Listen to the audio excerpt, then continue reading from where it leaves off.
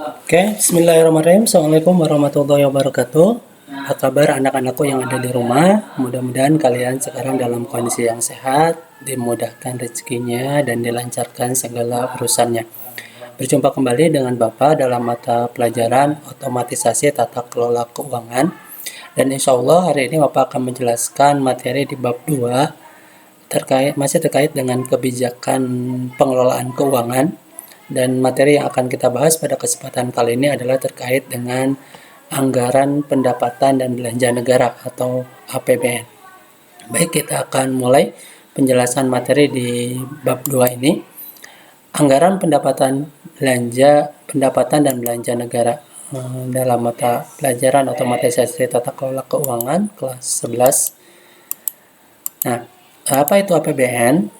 APBN atau Anggaran Pendapatan Belanja Negara adalah daftar sistematis yang memuat rencana penerimaan dan pengeluaran negara selama 1 tahun yang dinyatakan dalam rupiah.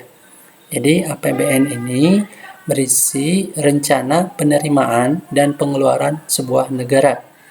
Jangka waktunya berapa lama? Jangka waktunya adalah selama 1 tahun dan dinyatakan dalam rupiah. Maksud dinyatakan dalam rupiah di sini adalah dinyatakan dalam mata uang itu sendiri, ya sesuai dengan negaranya sendiri. Nah, kalau di kita karena mata uangnya rupiah, maka dinyatakan dalam rupiah. Itu secara pengertian. Terus kemudian apa dasar hukum yang melandasi adanya APBN ini? Nah, dasar hukum yang melandasi adanya APBN ini adalah pasal 23 ayat 1 Undang-Undang Dasar tahun 1945. Dalam pasal 23 ini berbunyi bahwa anggaran pendapatan belanja negara sebagai wujud dari pengelolaan keuangan. Nah, kemarin kita kan sudah berbicara terkait dengan pengelolaan keuangan ya. Nah, namun di sini adalah pengelolaan keuangan negara ditetapkan di setiap tahun dengan undang-undang dan dilaksanakan secara terbuka dan bertanggung jawab untuk sebesar-besarnya kemakmuran rakyat. Jadi memang tujuan adanya APBN ini adalah untuk kemakmuran rakyat itu sendiri. Nah, selanjutnya apa fungsi APBN itu sendiri? Nah, secara umum fungsi APBN itu ada 5. Yang pertama ada yang dinamakan sebagai fungsi otorisasi. Fungsi otorisasi ini menjelaskan bahwa anggaran negara atau APBN menjadi dasar untuk melaksanakan pendapatan dan belanja negara untuk tahun ini. Dengan demikian, pengeluaran atau pendapatan bertanggung jawab kepada rakyat. Perencanaan fungsi menjelaskan bahwa anggaran negara dapat menjadi pedoman bagi negara untuk merencanakan kegiatan untuk tahun ini. Ketika pengeluaran direncanakan, maka negara dapat membuat rencana untuk mendukung belanja ini. Jadi secara umum otorisasi ini menjadi pedoman bagi negara untuk merencanakan kegiatan ya untuk selama 1 tahun berjalan. Terus yang kedua ada yang namanya fungsi pengawasan. Nah, fungsi pengawasan dalam APBN ini maksudnya adalah bahwa anggaran negara ini harus menjadi pedoman untuk menilai apakah kegiatan organisasi pemerintah sesuai dengan ketentuan atau sesuai dengan ketentuan yang ditetapkan atau tidak. Dengan demikian, akan mudah bagi orang untuk menilai apakah tindakan pemerintah itu menggunakan uang negara untuk keperluan tertentu itu dibenarkan atau tidak. Jadi nanti adanya APBN itu bisa melihat ya. Jadi anggaran negara itu sesuai nggak dengan peruntukannya. Ya, apakah digunakan untuk kepentingan rakyat atau untuk kepentingan pribadi. Nah, kalau sekiranya tidak sesuai dengan peruntukannya, contoh gitu kan ya, digunakan untuk kepentingan pribadi, maka rakyat ataupun pihak-pihak yang terkait bisa melakukan pengawasan. Terus selanjutnya ada yang namanya yang ketiga itu fungsi alokasi. Nah, fungsi alokasi ini artinya anggaran negara ini harus diarahkan untuk mengurangi pengangguran dan pemborosan sumber daya serta meningkatkan efisiensi dan efektivitas perekonomian. Jadi dalam fungsi alokasi ini APBN bisa dialokasikan untuk sumber atau untuk kepentingan-kepentingan yang diperlukan dalam sebuah negara. Dan selanjutnya ada yang namanya fungsi distribusi. Nah, fungsi stabilisasi ini dalam APBN adalah kebijakan anggaran itu harus memperhatikan rasa keadilan dan kepatutan, yaitu dalam distribusinya maka harus sesuai dengan kebutuhan dan peruntukannya. Dan yang terakhir, fungsi stabilisasi. Nah, fungsi stabilisasi ini artinya bahwa anggaran pemerintah menjadi alat untuk memelihara dan mengupayakan keseimbangan fundamental ekonomi. Jadi ini bisa menjadi penstabil ya, stabil ekonomi, di mana adanya APBN ini bisa berfungsi untuk salah satunya dalam menstabilisasikan ekonomi atau kegiatan ekonomi dalam sebuah negara.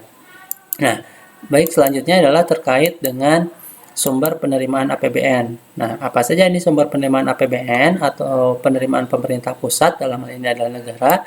Ada dua secara umum, ada yang penerima dalam negeri dan yang kedua ada hibah, ya. Nah, hibah ini penerimaan dalam negeri ini adalah semua penerimaan yang berasal dari pajak dalam negeri dan pajak perdagangan internasional, ya. Terus juga ada yang berasal dari bukan pajak, ya.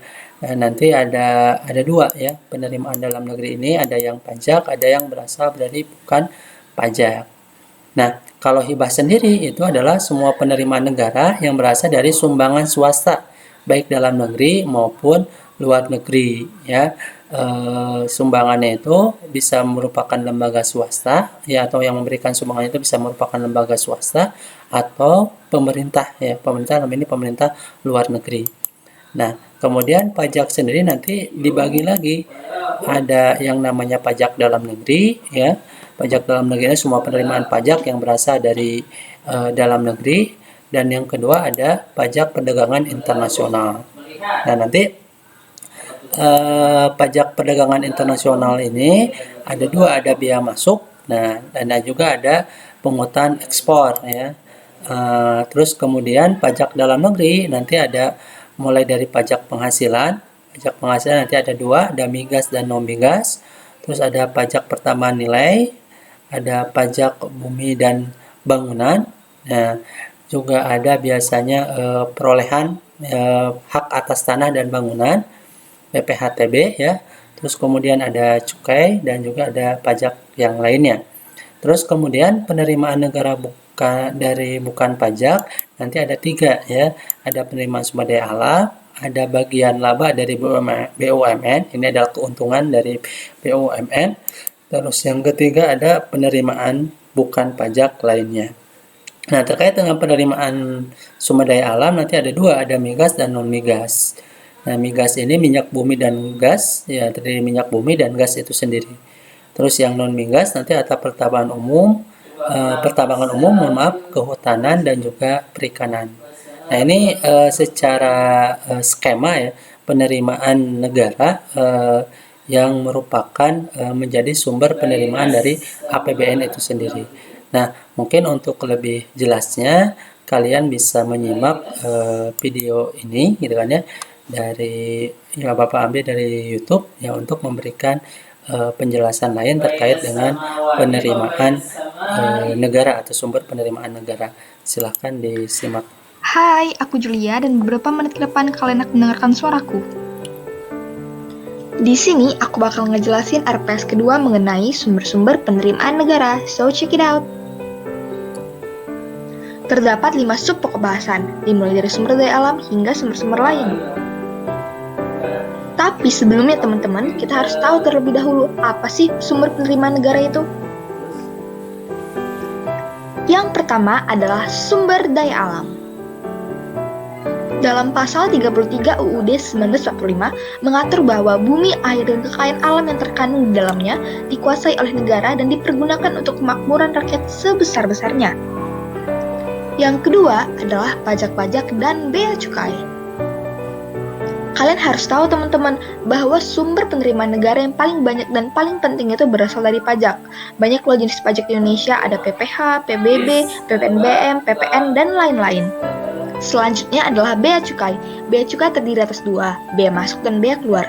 Bea masuk ialah bea yang dipungut dari jumlah harga barang yang dimasukkan ke daerah pabean, sedangkan bea keluar ialah bea yang dipungut dari jumlah harga barang tertentu yang dikirim keluar daerah Indonesia. Teman-teman tahu nggak kalau perpajakan Indonesia di tahun 2018 mengalami peningkatan dari tahun sebelumnya? Oleh karena itu, APBN di tahun 2018 juga ikut meningkat. Nah, dalam mencapai target langkah perbaikan pajak, pemerintah akan melakukan berbagai upaya penguatan reformasi di bidang perpajakan serta kepabeanan dan cukai. Yang ketiga, penerimaan negara bukan pajak. Dalam pasal 2 UU nomor 20 tahun 1997 terdapat 7 jenis penerimaan negara bukan pajak. Nah, selain penerimaan perpajakan Indonesia yang meningkat dari tahun sebelumnya, PNBP Indonesia juga meningkat loh. Sedangkan dalam bidang PNBP, terdapat 4 langkah efektif dan efisien yang dapat dilakukan dalam mencapai target. Yang keempat, hasil perusahaan negara. Yang tergolong dalam perusahaan negara adalah semua perusahaan yang modalnya merupakan kekayaan negara dengan tidak melihat bentuknya. Nah, sudah di sumber penerimaan negara yang terakhir nih, yakni sumber-sumber lain. Secara umum, terdapat 2 sumber penerimaan negara yang tergolong dalam sumber-sumber lain, yakni defisit spending atau pencetakan uang dan pinjaman negara. Ada juga nih retribusi dan hibah.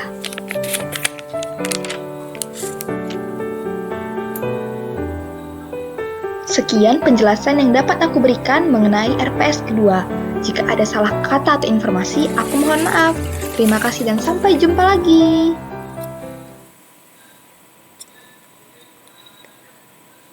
Oke, ya itu adalah sedikit penjelasan ya dari sumber lain yang mungkin bisa memberikan wawasan ke kalian terkait dengan sumber penerimaan negara. Tadi secara umum sebenarnya tidak jauh berbeda, walaupun mungkin dari sisi penempatan tadi ada perbedaan, di mana kalau dari video tadi yang menjadi sumber pertama ini adalah sumber daya alam gitu kan ya, sumber daya alam, kemudian dilanjutkan ke pajak, bea cukai dan juga yang lainnya.